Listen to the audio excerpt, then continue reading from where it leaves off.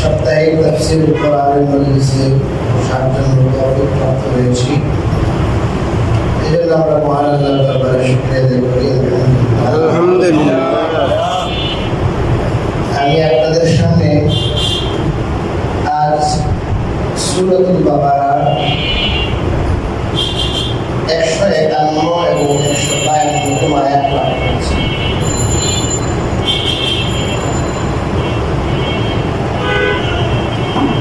প্রথম আয়াতে আল্লাহ বলেন, কামা আরসালনা ফীকুম রাসূলান মিনকুম,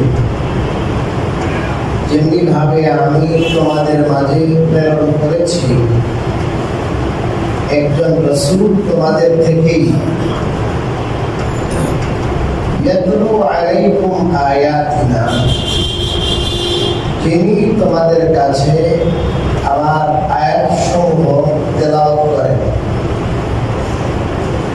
করবেন, ওয়ায়ুযাক্কিকুম, এবং তোমাদেরকে পরিশুদ্ধ করবেন, ওয়ায়ুআল্লিমুকুমুল কিতাবা, আর তিনি তোমাদেরকে শিক্ষা দেবেন কিতাব ওয়াল হিকমা, এবং হিকমা, ওয়ায়ুআল্লিমুকুম, এবং তোমাদেরকে শিক্ষা দিবেন মা লাম তাকুনু তা'লামুন, এমন জিনিস যা তোমরা জানতে না। এই আয়াতে আল্লাহ রাব্বুল আলামিন খুবই গুরুত্বপূর্ণ একটা বিষয়ে আলোচনা করেছেন। তারা জানেন ইতিপূর্বে আল্লাহ রাব্বুল আলামিন বাইতুল মুকাদ্দাসের পরে পুনরায় পবিত্র কাবাকে কিবলা নির্ধারণ করে দিয়েছিলেন আল্লাহ। এটা আল্লাহর পক্ষ থেকে আল্লাহর মেহেরবানি, দয়া। আল্লাহ বলেন এই দয়াটা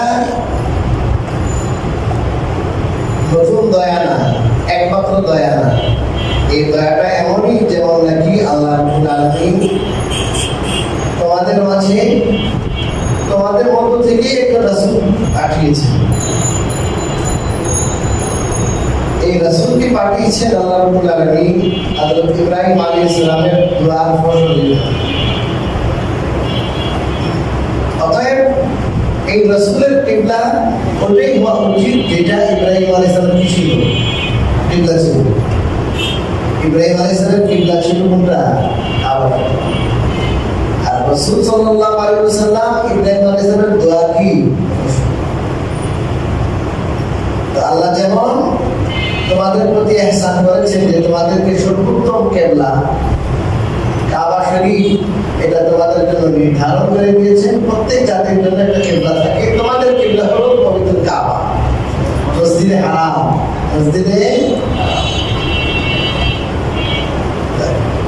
যেমন নাকি তিনি তোমাদের প্রতি আরো ইহসান করেছেন, দয়া করেছেন যে তোমাদের মাঝে তোমাদের মধ্য থেকে একজন রাসূল পাঠিয়েছেন। এটা অনেক বড় দয়া। রাসূল পাঠানোটা কি দয়া।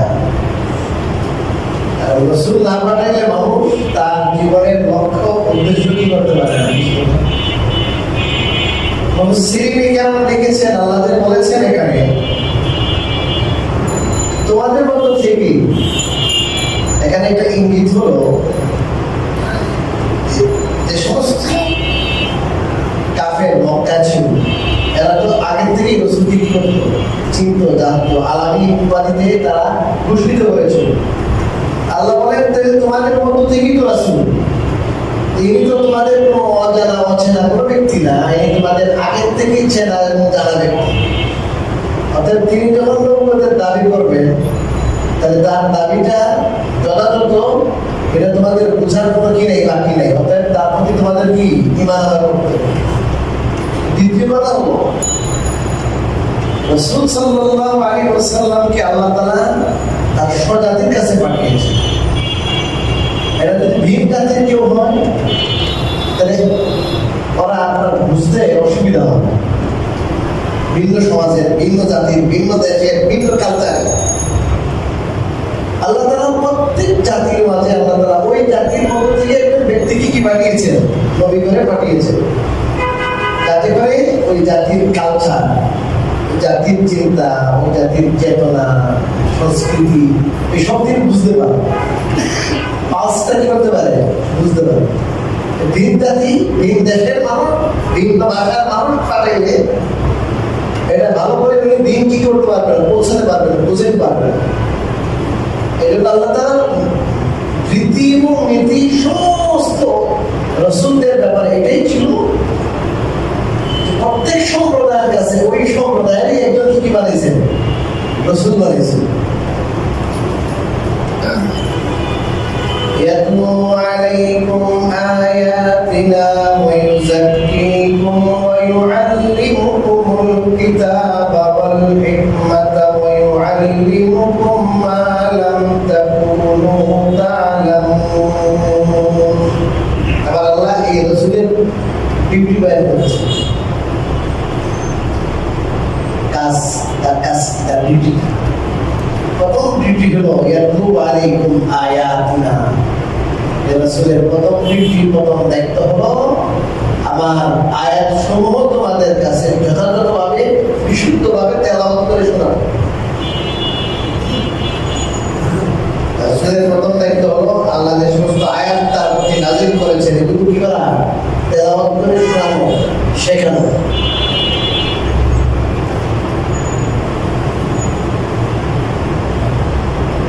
নুরানিতে যে কি হয়, কাজটা হয়, নুরানি বক্তব্যে যে সমস্ত কাজ হয় এগুলো হলো রাসূলুল্লাহ সাল্লাল্লাহু আলাইহি ওয়াসাল্লামের প্রথম ডিউটির কাজ। ছোট ছোট দেখার অবকাশ নাই, অনেক বড় কাজ।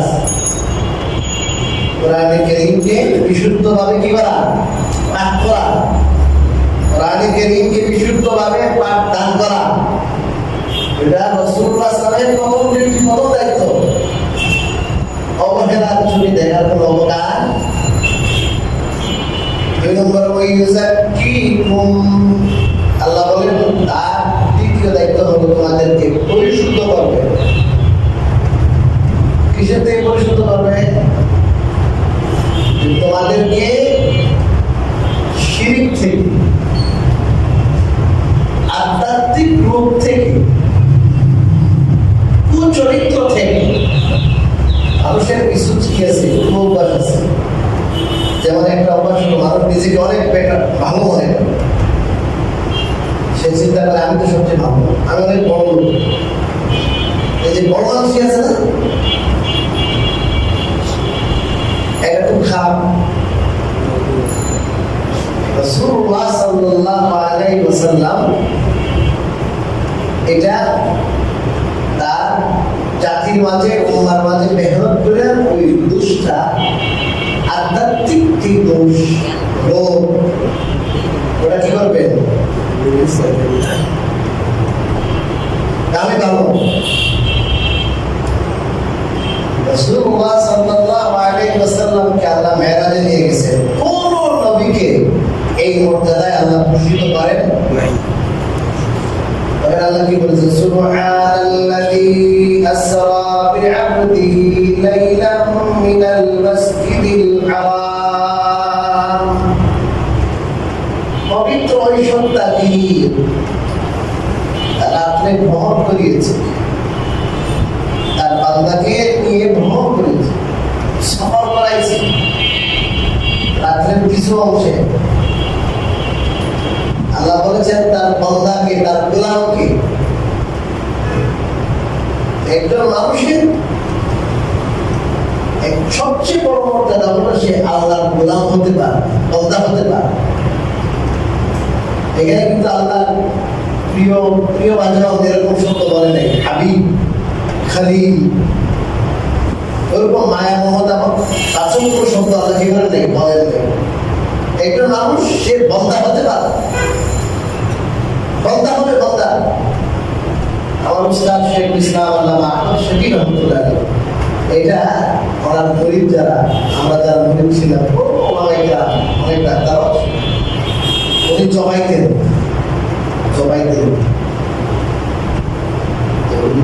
বলেন আমি নীরজ, আমার ভাই সব, আমি খারাপ, আমার ভাই ভালো।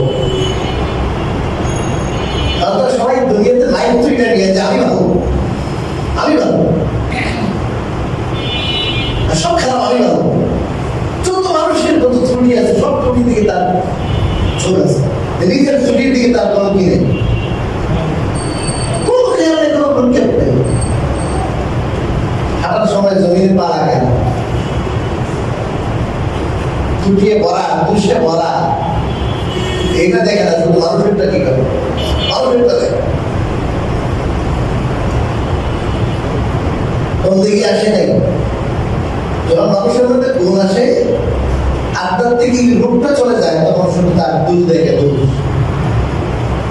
কেউ দুধ ধরে দিয়ে রাগ করে না, ও না আমার একসাথ করছে আর না একটা দুধ ধরে দিবে, দুধটা আরো 5টা কথা বলে অগ্নিশর্মা হয়ে যাবে। তুমি কে আরে চুলের দিকে তাকিয়েও এমন অবস্থা।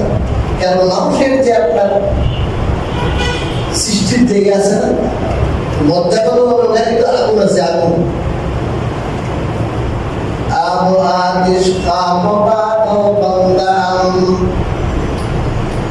মূলত মাটি, কিন্তু এর মধ্যে কি আছে, আগুন আছে, আগুন। এই জন্য দূষিত বানাই দেবে, বিভিন্ন অপব্যাখ্যা করবে, অপব্যাখ্যা করবে। আর বন্দা যদি হয়, ওই রূপটা যখন চলে যাবে আধ্যাত্মিক রূপ, এটা এমন রূপ, আধ্যাত্মিক এমন রূপ, রাসূলুল্লাহ সাল্লাল্লাহু আলাইহি ওয়াসাল্লাম বলেছেন এটা কুমড়া। এই যে আপনার অহংকারের কুমড়া যদি নিয়ে থাকে ভিতরে, কুমড়া শ্রেণী অহংকারের কুমড়া, এই কুমড়া না লা ইয়াদখুলুল জান্নাতা মান কানা ফী কলবিহি মিসকালু হাববাতিন মিন খারদালিন মিন কিবরিন। মারাত্মক হাদিস, ভয়াবহ। রাসূলুল্লাহ সাল্লাল্লাহু আলাইহি ওয়াসাল্লাম বলেছেন এই মানুষের অন্তরে সরিষার দানার পরিমাণ অহংকার থাকবে, সে জান্নাতে প্রবেশ করবে না। নিরহংকার মানুষ আল্লাহর বান্দা, যারা নিজেকে আল্লাহর বান্দা মনে করে, ছোট মনে করে, নিজেকে নিজের দৃষ্টিতে ছোট মনে করে, এরাই কেবল জান্নাতে যাবে। যাদের অন্তরে সরিষার দানা পরিমাণ অহংকার আছে, কিবির আছে, গরিমা আছে, আত্মগরিমা আছে, এরা জান্নাতে যেতে পারবে। দুনিয়াতে যত ফিতনা, যত ফাসাদ, এর অন্যতম কারণ নিজের কি মনে করে। আল্লাহ রাসূলকে আল্লাহ পাঠিয়েছেন যে আপনার উম্মতের মাঝে মেহনত করে ওটা বিদায় করবেন। আর কাছে মালের লোক কামনা করে, কৃপণতা করে, আল্লাহ রাস্তায় দান করতে চায় না, দোষ, আধ্যাত্মিক দোষ, সেটা বিদায় করবে।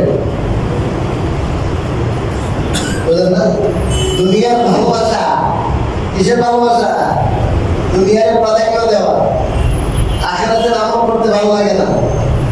আল্লাহ রাসূলের মহব্বত থেকে বউয়ের মহব্বত, বাচ্চার মহব্বত, দুনিয়ার মহব্বত, ব্যবসার মহব্বত, চাকরির মহব্বত তৈরি, এটা হলো তার আধ্যাত্মিক রোগ। এগুলো নিরাময়ের ব্যবস্থা করবে। 2 নম্বর, এটা অনেক লম্বা আলোচনা। 3 নম্বর, ওয়ায়ুআল্লিমুকুমুল কিতাবা ওয়াল হিকমা। 3 নম্বর রাসূলের দায়িত্ব, তিনি তোমাদেরকে কিতাব শিক্ষা দিবেন। কিতাব মানে কোরআন, ওয়াল হিকমা বিভিন্ন ব্যাখ্যা। বেশিরভাগ মুফাসসিরিনে কেরাম বলেছেন হিকমা মানে হলো হাদিস। মানে এখানে ইঙ্গিত আছে এই কথার দিকে যে হিকমা মানে কোনটা আপনারা জানেন, হাদিসের মধ্যে যে শরীয়তের কোরআনের যে ব্যাখ্যা, এই পুরোটাই প্রজ্ঞাপূর্ণ। হাদিসের মাধ্যমে দিনের যে ব্যাখ্যা আসছে, কোরআনের যে ব্যাখ্যা আসছে, এটা যদি কোনো মানুষের বুঝে না আসে, বুঝতে হবে যে আমার বুঝ অসম্পূর্ণ। আর হাদিসে যেটা আছে, দিনে যেটা আছে, এটা প্রজ্ঞাপূর্ণ, কিন্তু ওটা বুঝার মতো এবিলিটি আমার নাই। কথা কি বুঝলেন? হাদিসের নামই দিয়েছেন হিকমা। তুমি হাদিস আবার প্রজ্ঞার বিপরীত, জ্ঞানের বিপরীত হবে কেন? গুরুত্বপূর্ণ কথা, ভেরি ভেরি ইম্পর্টেন্ট। দিনের কোন বিষয় যদি আমার আকলে না ধরে, এটা বলবেন না এটা আকল বিরোধী, জ্ঞান বিরোধী। আমার জ্ঞানের ঊর্ধ্বে, আমার জ্ঞানে বলেছে না, আমার বুদ্ধি বলেছে না, আমার বুদ্ধি অসম্পূর্ণ, আমার বুদ্ধি কি অসম্পূর্ণ। এই অসম্পূর্ণ বুদ্ধি দিয়ে আল্লাহর এলেম, যেটা কোরআন এবং হাদিস, এটা আল্লাহর এলেম।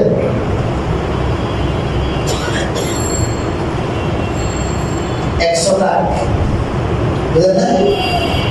100 টাকা একটা জিনিস, 1000 মনের একটা পাথর দিয়ে এটা মাপা যাবে। 100 টাকা দিয়ে 1000 মনের পাথর মাপবো, এটা যেমন আপনার বোকামি মাঠবামি যারা দিয়েছো না, ঠিক তদ্রুপভাবে হাজার কোটি কোটি কোটি মানুষকে আল্লাহ তাআলা তার জ্ঞানের আকলের একটা অংশ ছিটা ফোটা দিয়েছে। ওটা দিয়ে সে কোরআন হাদিসকে বিচার করে, ওটা দিয়ে দিনের এটা আমার বুঝে আসছে, ওটা কিন্তু ঠিক না, এটা ঠিক আছে, ওইটা ঠিক না, এটা বিবেক ঘুরিত জিনিস। তাহলে নিজের আকল, নিজের জ্ঞান যেটা আল্লাহর দান, ওটা দিয়ে সে আল্লাহর জ্ঞানকে ভাবতেছে।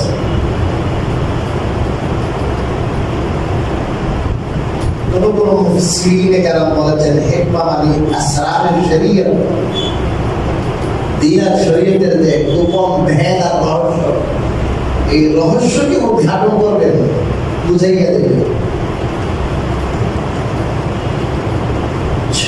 এখানে একটা দারুণ কথা মুফাসসিরিনে কেরাম বলেছেন, এটা বর্তমান সমাজে আমাদের সমাজের জন্য খুবই জরুরি। প্রথম ডিউটি মনে আছে তো, কোরআনে কারীমের কি বলেন? তেলাওয়াত।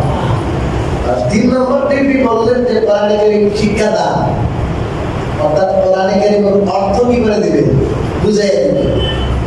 এই আয়াতে আল্লাহ কি বলেছেন? এই যে আমরা তাফসীরগুলো পড়ি না, তাফসীর ইবনে কাসীর, ও কিতাব, এই কিতাবগুলোতে যে তাফসীর বলা হয়, এই তাফসীর সাহাবা তাবেঈন থেকে আসছে।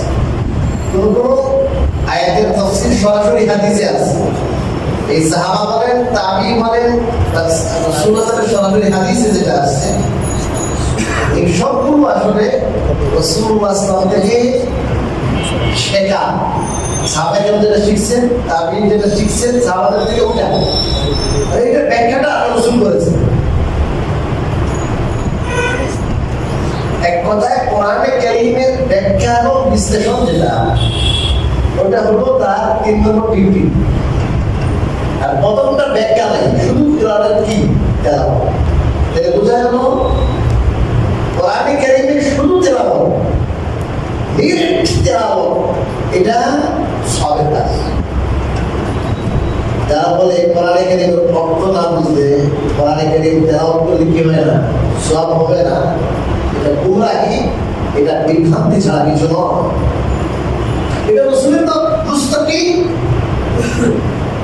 স্বতন্ত্র ডিউটি, স্বতন্ত্র কাজ। আপনি, আমি আপনার কাছে ওহী পাঠাবো, কোরআন নাযিল করবো, এটা আপনি বিশুদ্ধভাবে কিভাবে তেলাওয়াত করে শিখাবেন। আমি জিবরিলের মাধ্যমে আপনাকে শোনাই দেব, আপনার সিনায় এটা জমাইয়া দেব, আপনাকে চলতে হবে না। রাসূল কারীম সাল্লাল্লাহু আলাইহি ওয়াসাল্লাম ডিউটি পালন করতেন। আপনারা যেরকম বাচ্চাদেরকে শিখান, পুরুষরা যেরকম বাচ্চাদেরকে শিখান, কানা রাসূলুল্লাহ সাল্লাল্লাহু আলাইহি ওয়াসাল্লাম, বুখারী রিওয়ায়াত 150 151 পৃষ্ঠা, প্রথম খণ্ড। কানা রাসূলুল্লাহ সাল্লাল্লাহু আলাইহি ওয়াসাল্লাম ইউআল্লিমুনা আল-ইস্তিখারা কামা ইউআল্লিমুনা সূরাতান মিনাল কুরআন। রাসূলুল্লাহ সাল্লাল্লাহু আলাইহি ওয়াসাল্লাম আমাদেরকে ইস্তিখারা শিক্ষা দিতেন। কোন বিষয় যখন আসবে সামনে, আমার ভালো হবে না খারাপ হবে, আমার জানা নাই, আল্লাহর কাছে পরামর্শ করেন। মানুষের দিয়ে পরামর্শ চান না, আল্লাহ থেকে একটু আল্লাহ চান যে আল্লাহ এটা কি ভালো দেখা, এটা তো ইস্তিখারা। তো এখানে আয়াতে আসছে ইস্তিখারা শিখাতে কিভাবে, প্রত্যেক বিষয় যেভাবে কোরআনে কারীমের সূরা, নামাজ সূরা আমাদের শিখাইতেন। তো কোরআনে কারীমের সূরা আল্লাহ রাসূল শিখানোর 2টা ধাপ আছে। একটা ধাপ এটা প্রথম ধাপ। আর দ্বিতীয় ধাপ হলো যে সূরা নাযিল করলেন, এই আয়াত নাযিল করলেন, এই আয়াতের মর্মটা বুঝাইয়া দেওয়া, এটা দ্বিতীয় ধাপ। তো কোরআনে কারীম এটা আমাদের জন্য হেদায়েত নামা, এখান থেকে আমরা আলো পাবো, হেদায়েত পাবো। এটা একটাই কথা ঠিক, শতভাগ ঠিক। ওই জন্য কোরআন বুঝতে হবে, কোরআন বোঝা জরুরি। তবে এর অর্থ এটা না যে কোরআন কেউ যদি না বুঝে তাহলে কোরআন বিশুদ্ধভাবে তেলাওয়াত করলে বা শুনলে কি হবে না, সব হবে না। এই হাফেজরা মাদ্রাসায় হাফেজ হইতেছে, এই হাফেজ হয়ে কি লাভ হইব? এগুলো তো কি বুঝে না, কথা বলে না কেন? কোরআন বুঝে না, কোরআন না বুঝে কিন্তু হাফেজ হইয়া মুখস্থ হাফেজ কি হবে? আরে আপনার আমার যে সমস্ত বানানো কথা আছে, বিজ্ঞানীদের বানানো কথা আছে, আপনার আমরা আলেম ওলামা মতো কিতাব লিখি, ওই কিতাবের মতো আল্লাহর কিতাব নয়। আল্লাহর কথা, আল্লাহর জাতি কালাম, আল্লাহ যেমন অনাদি, আল্লাহর কালাম অনাদি, আল্লাহ যেমন কাদিম, আল্লাহর কালাম কাদিম, আল্লাহ যেমন দামি, তার কালাম দামি। এই জন্য এই কালামের মান, এটার শান আলাদা, এটা সৃষ্টির কোনো কথার মতো নয়, দুর্বলতার সৃষ্টি করে। ভাই একটা কথা, এই কথা বুঝতে হবে কি, এটা তো বুলবুলির পাখির মতো। আমি এক বুলবুলি দেখছিলাম, এক পাখি, ময়না পাখি দেখেছিলাম। ওই ময়নার কথা বলবো তো মানুষের যে বলতো ময়না আল্লাহ কো, কি বলে ময়না আল্লাহ কো, ওই ময়নাও বলে ময়না আল্লাহ কো। বুঝলেন না? এটা বুঝে না যে এই বুঝে না, এই জন্য সে আল্লাহ কো না বলে বলে ময়না আল্লাহ কো, মানে সে যেটা শোনে ওটাই রিপিট করে।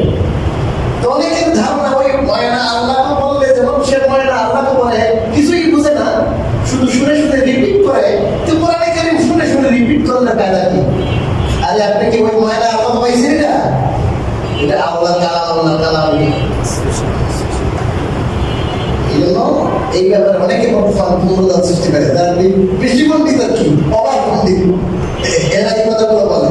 একবার আমি বুঝি না এই হাফিজে লাভ কি হবে? এটা আল্লাহ কালাম, এটা রাসূলুল্লাহ সাল্লাল্লাহু আলাইহি ওয়াসাল্লামের স্বতন্ত্র জিম্মাদারি, ডিউটি, দায়িত্ব, প্রথম দায়িত্ব। আপনি কি শুধু কি করেন? কোরআন শিখান, আয়াত শিখান আগে বিশুদ্ধভাবে। দ্বিতীয় দায়িত্ব হলো অর্থ বোঝা, মানা বুঝিয়ে দেবেন। এরপরে আপনার হিকমত হাদিস শিক্ষা দেবেন। আর একটা হলো আপনার আত্মশুদ্ধি করেন। কি শুদ্ধি করেন? কি কথা কি বুঝাইতে পারলাম? আমার এই কথার অর্থ এটা না, আমি বারবার বলতেছি যে আপনারা কোরআন কারীম অর্থ বুঝবেন না। আরে অর্থ বোঝানোর জন্য বুঝতে গেল, অর্থ বুঝবেন, ও ধারণ করবেন, হেদায়েত, হেদায়েতের নিয়ে পড়বেন। বাকি এটা মনে রাখতে হবে, কোরআন কারীম না বুঝলেও সওয়াব আছে। এটা কোরআন কারীমকে দেখাও ইবাদত। আরে কোরআন কারীম তেলাওয়াত করা না, কোরআন কারীম দেখাও ইবাদত। এই জন্য যদি সমস্ত আইমায়ে কেরাম, ইমাম আবু হানিফা, ইমাম শাফি, ইমাম মালিক, ইমাম আহমদ বিন হাম্বল রাহিমাহুল্লাহ, পুরো উম্মতের ইজমা, একমত, কেউ যদি কোরআন না বুঝে তেলাওয়াত করে তার সওয়াব হবে, এবং কোরআন না বুঝে যদি নামাজে কোরআন তেলাওয়াত করে তার নামাজ হয়ে যাবে। কি হবে বলেন? নামাজ হয়ে যাবে। উচিত সেই ইহদিনাস সিরাতাল মুস্তাকিম বলছে, নামাজের মধ্যে বলছে আল্লাহ আমাকে সিরাতাল মুস্তাকিম, সৎ পথে পরিচালিত করো, এটা বলছে। সে উচিত সে যেন বুঝে বুঝে বলে, এটা ভালো লাগবে না। কিন্তু সে যদি না বুঝেও বলে ইহদিনাস সিরাতাল মুস্তাকিম, তাহলে নামাজ হয়ে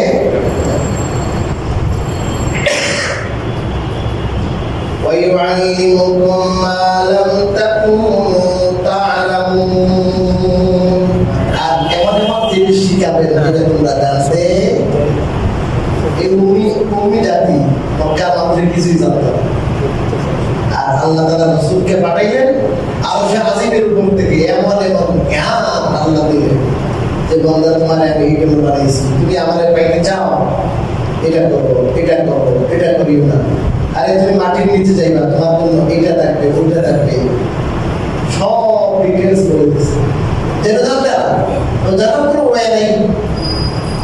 বিজ্ঞানীদের জ্ঞান যেখানে শেষ, সকাল থেকে ওহির জ্ঞান। আল্লাহ বলে যেটা তোমরা জানতে না, এমন জিনিস তোমাদের কি করছে,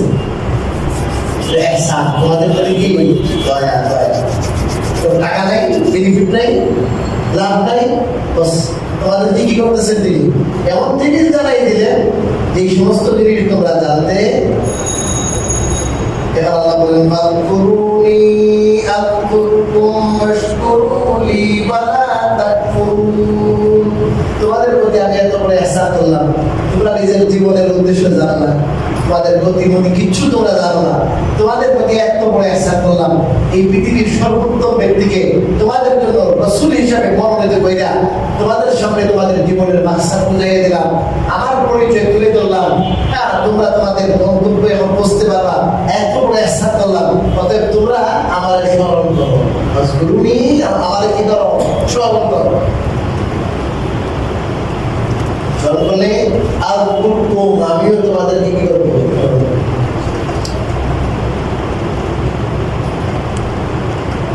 একজন ইমাম আছেন, ইমাম ইবনে কাইয়িম রাহিমাহুল্লাহ, অনেক বড় আলেম উম্মাহ।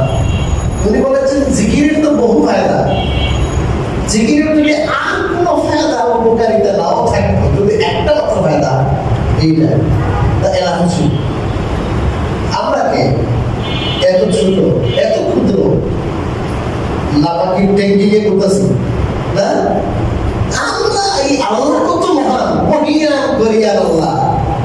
আমরা যদি একটু আল্লাহর স্মরণ করি, আল্লাহ তারা কি করে আমাদেরকে। আচ্ছা, দেশ যারা চালাতেছে, প্রধান উপদেষ্টা আরো বড় কি পরে স্মরণ করলে আমাকে স্মরণ করবো, অনেক উচ্চারণ গেলে বেটা বাবা আমি রিক্সা ড্রাইভার, ভাই আমি রিক্সা ড্রাইভার, এরা এমপি মন্ত্রী, এরা কি আমার কি বলে? আল্লাহর তুলনায় আমরা কি?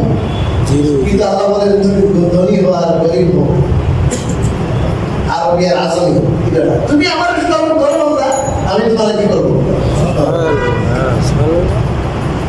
শ্রীনিকাও বলেছেন স্মরণ করার অর্থ কি? স্মরণ করার অর্থ হলো, প্রথম অর্থ হলো সব সময় মনে মনে আল্লাহর ধ্যান ও খেয়াল রাখা, যে আল্লাহ আমাকে দেখছে, আল্লাহ আমার খালেক, আল্লাহ আমার খালেক, আল্লাহর ধ্যান ও খেয়াল অন্তরে পয়দা করে। এমন ধ্যান ও খেয়াল অন্তরে থাকা, যে ধ্যান খেয়াল থাকলে পরে কোনো গুনাহ হয় না। কি হয় না বলে? গুনাহ হয় না। যে আল্লাহ এত বড় মহান সত্তা, তিনি কিন্তু আমাকে অবজার্ভ করছেন। আমার প্রত্যেকটা লক্ষ্য হরকত, আমার দাহনি, আমার আঙ্গুলে কি করছি, কোথায় কাজ করছি, চোখে কোথায় দেখছে, স্কিনে কি দেখছে, আমি কে দেখছে, এইটা বলছি কি। প্রত্যেক অবস্থায় আল্লাহর ধ্যান জ্ঞান অন্তরে জাগ্রত এমন এমন করে জাগ্রত থাকা, যে আল্লাহর বড়ত্ব, আল্লাহর মহত্ব থাকে, এগুলো জিকির। এখন আপনার জিকিরের ভূমিকা, তেলাওয়াত করেন, আল্লাহর জিকির তেলাওয়াত কেন করেন? আল্লাহর মনে আছে তো দিকে তেলাওয়াত করতেছেন। আপনি নামাজ কেন পড়েন? আল্লাহর স্মরণ আছে তো দিকে নামাজ পড়েন। আপনি যেই কাজ করেন দুনিয়ার কাজ, ওই দুনিয়ার কাজটা আপনি আল্লাহর হুকুম মোতাবেক করবেন, এটা জিকির। আল্লাহর হুকুম মোতাবেক করেন, এটা কি জিকির। আর বেটা করতেছে, আর মোবাইল টিপতেছে, আর ছবি দেখতেছে, এটা জিকির? এটা জিকির না।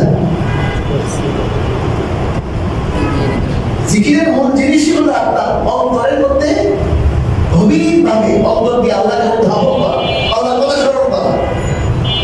এবং মৌখিক জিকির, এই মৌখিক জিকিরটা এটা হলো ওটার শাখা। কতগুলো জিকির আছে? আপনার অঙ্গ প্রত্যঙ্গের জিকির, এই যে নামাজ পড়লাম, অঙ্গ প্রত্যঙ্গের জিকির। জবানের জিকির বললাম, এটা জবানের জিকির।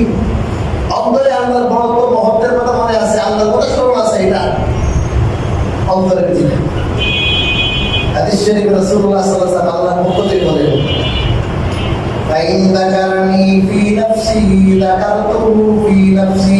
আল্লাহ যখন মনে মনে আমার কথা ভাবে, মনে মনে আমার স্মরণ করে, আমি আল্লাহ তার মনে মনে স্মরণ করি। এই যে আমরা এখন আল্লাহর কথা আলোচনা করছি, ফাইন যাকারনি ফি মালাইন যাকারতুহু ফি মালাইন খাইরিন। যখন কোনো মানুষের মজমার মধ্যে আমার আলোচনা করে, আমার জিকির করে, আমার স্মরণ করে, তাহলে এই মজমা থেকে আর উত্তম মজমায় মজলিসে আমি তার আলোচনা আল্লাহ আলোচনা করতেছে আমাদের। বেশি বেশি জিকির করবো। আল্লাহ বলে তোমরা আমার স্মরণ করো, এত বড় ইহসান তোমাদের প্রতি করলাম, ওয়াহির মতো ইহসান, এত বড় রাসূল পাঠাইলাম, এই রাসূলের এই দায়িত্ব দিয়ে দিলাম, এগুলো তোমাদের সফলতার আসল বিষয়। অতএব তোমরা আমার স্মরণ করো। সময় শেষ হয়ে গেল তো শেষ করে দিল ওয়াশকুরুলি ওয়ালা তাকফুরুন।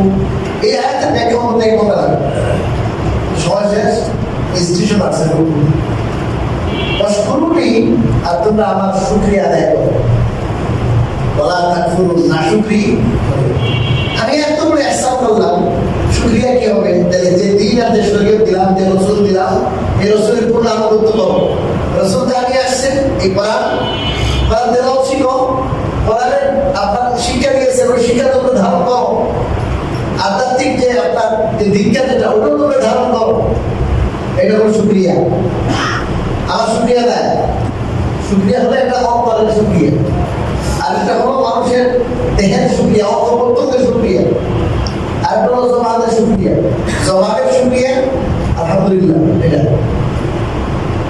অন্তরের শুকরিয়া যে যিনি এই নিয়ামতটা দান করলেন সেটা অন্তরে স্বীকার করা অন্তর উপলব্ধি করা এটা কি অন্তরের শুকরিয়া আর অন্তর্বর্তনের শুকরিয়া হলো প্রত্যেক অন্তর দ্বারা ওই কাজ করা যে কাজ আল্লাহ তাআলা করতে বলেছেন আদেশ করেছেন আল্লাহ খুশি আছেন আল্লাহ নাফরমানি না এটা হলো এখন আমি শুকরিয়া দেখি আলহামদুলিল্লাহ আলহামদুলিল্লাহ কিন্তু দিন মতো চলি না আল্লাহর হুকুম মতো চলি না আমার পার্সের শুকরিয়া হয় অঙ্গপ্রত্যঙ্গের শুকরিয়াও লাগবে মুখের কিও লাগবে শুকরিয়াও অন্তরের শুকরিয়াও লাগবে এটা আপনার ছেলে যখন টাকার বাউন্ডিল পাঠায় তো অন্তরে আপনার ঘরে যায় না আবার বলতে পাঠাইছে আমি প্রতিনিয়ত কত কিছু খাচ্ছি